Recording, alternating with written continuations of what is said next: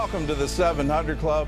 Despite some military losses in the Middle East, ISIS is developing a worldwide terrorist network, and now it's active in at least 18 countries. And as ISIS gets stronger, one top intelligence official is warning that the United States and the world are now facing more terrorist threats than any time since 9/11. George Thomas has the story. The president says while ISIS has been losing land in Iraq and Syria, the group is working on inspiring and launching terrorist attacks around the world. In fact, the decline of ISIL in Syria and Iraq appears to be causing it to shift to tactics that we've seen before, an even greater emphasis on encouraging high-profile terrorist attacks. And part of that shift is to target Europe. German-born Harry Sarfo, a former ISIS fighter now in prison, told the New York Times that the terror group is instructing European jihadis not to come to Syria anymore, but instead stay home and launch waves of attacks in Britain, Germany, and France. Even as we need to crush ISIL on the battlefield, their military defeat will not be enough. So long as their twisted ideology persists and drives people to violence, then groups like ISIL will keep emerging. And it appears ISIS attacks are getting deadlier, more destructive, and more frequent. A new report from the House Homeland Security Committee found that since 2014, there have been 1,600 plus casualties from ISIS-related attacks against the West, the majority of them carried out by independent followers. As we've seen, it is still very difficult to detect and prevent lone actors or small cells of terrorists who are determined to kill the innocent and are willing to die. ISIS claimed responsibility for a number of mass killings recently, including a truck attack in Nice, France, that left 84 dead, and the nightclub shooting in Orlando, Florida, that killed 49 people. Terror experts say these and other attacks show that their long-held goal to spread beyond Syria and Iraq is becoming a reality. More than 2 years after U.S. and coalition forces started military operations against ISIS, the threat from the radical Islamic group is expanding throughout the world. NBC News obtained a map from the president's own National Counterterrorism Center showing ISIS branches now operating in 18 other countries, leading the center's director to make this stark assessment. The array of terrorist actors around the globe is broader, wider, and deeper than it has ever been at any time since September 11, 2001. It is fair to say that we face more threats originating in more places and involving more individuals than we have at any time in the past 15 years. George Thomas, CBN News. Well, it looks like the JV team, how it used to be described, has gone varsity. And I think a lot of this is owed to our own policy, that we underestimated the threat. We underestimated or didn't even know that when someone declares, I'm the caliph and I am of the family of Muhammad, you owe your allegiance to me. If you're a dedicated Muslim, you have to obey what I tell you to do.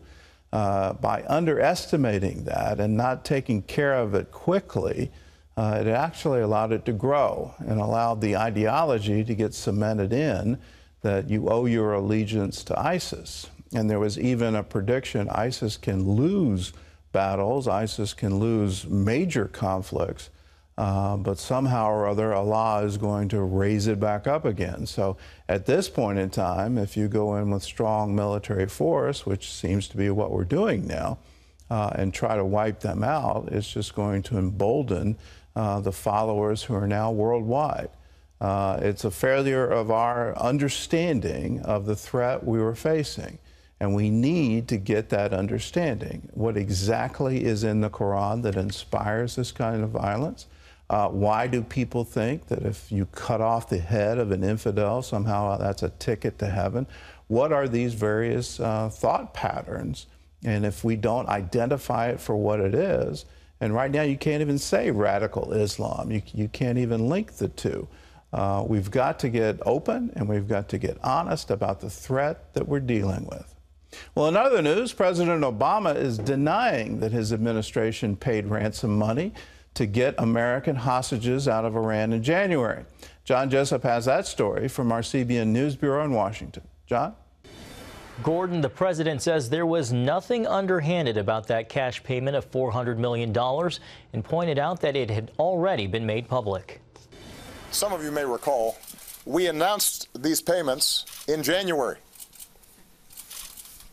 many months ago. There wasn't a secret. We announced them to all of you. This wasn't some nefarious deal.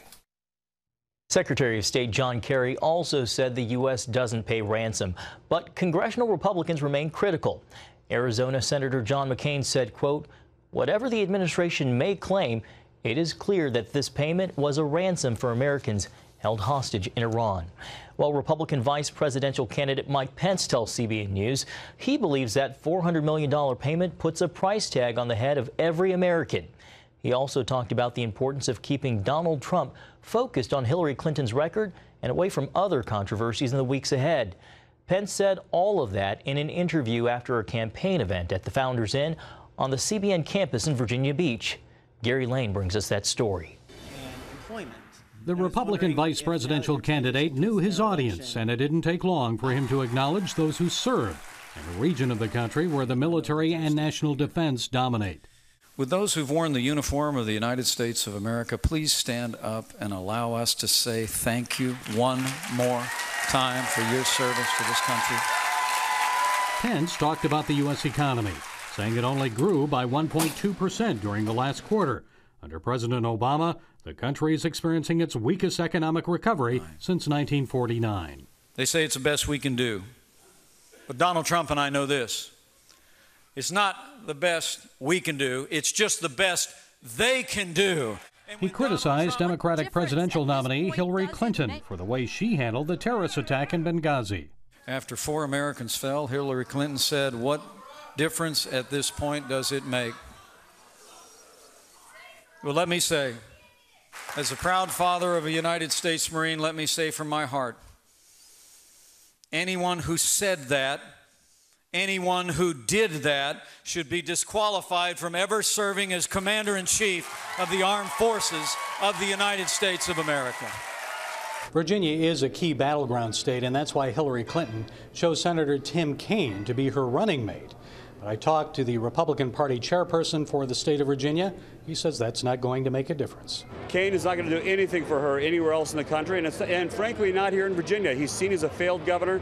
Unemployment went way up. We lost tens of thousands of manufacturing jobs when Kaine was governor. After the rally, I asked Governor Pence about the Obama administration's $400 million payment to Iran on the same day 4 Americans were freed in Tehran. I think in doing that, they put a price tag on the head of every American overseas. Iran is the leading state sponsor of terrorism in the world. Giving them currency that they can make available to other terrorist organizations jeopardizes American citizens and jeopardizes our allies. I also asked about reported Republican Party disunity and his endorsement of U.S. House Speaker Paul Ryan.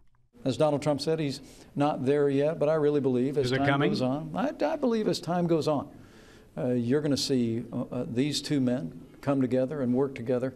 Some Republicans say Trump needs to work harder, limiting his comments to Hillary Clinton's record and his plans to bring about change from the Obama years. How do you get him on message? Well, look, Donald Trump is a man who has spoken from his heart and from his mind from the very outset of this campaign, and he's made a connection with the American people, the likes of which I haven't seen since the days of Ronald Reagan. But Ronald Reagan was also a former actor who stuck to the script.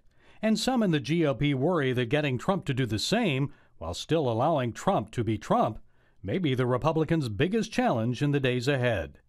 Gary Lane, CBN News, Virginia Beach, Virginia. Thanks, Gary. Turning overseas, CBN Superbook is gaining popularity throughout Asia. Earlier this year, it premiered with school children in Nepal. And now, for the first time, the animated Bible series was presented in Hong Kong at a popular Chinese book fair. Lucille Toulouse has that story. Each year, nearly 1 million people flock to the Hong Kong Book Fair. Here, book lovers eagerly line up to get discounts in the packed convention center. It is also a venue where new products are being promoted, like these DVDs of the animated Bible stories of Superbook. They are now available in the Cantonese and Mandarin languages. Although Superbook only had a short stint on Hong Kong television last year, it has gained fans. CBN Hong Kong General Manager Hoi Yin Lam says some super fans were delighted to see Superbook in the book fair. Because the parent is like very dramatic. He say, "Oh, I find Superbook here." The most important point we sell to the parents or the teacher is that Superbook is good moral education. There seems to be a spiritual magnet in this Superbook booth here in the biggest book fair in Hong Kong. More and more children and their parents are getting attracted to the animated shows. This is an opportunity for Superbook to be more popular and for the children to learn more Bible stories. Hopefully my daughter will go to church, be a Christian too, but I cannot control her. Then I want to let her in the life to see and can have in her mind can have some mindset for the Bible and the God. School counselor Yuk Chi Fong used Superbook in an academic experiment among her students who lacked motivation and self-confidence. She let her students watch Superbook during lunchtime and page through the discussion guide. One special result is they finished all their assignment. They say they have more confidence in present themselves. Some are students willing to eat their lunch. Fong believes biblical materials like Superbook are packaged in a way that attracts kids and helps them to make positive choices when they grow up. Hong Kong is too much focused on money. The future for most of the parents is looking for when their children grow up. Positive value is very important.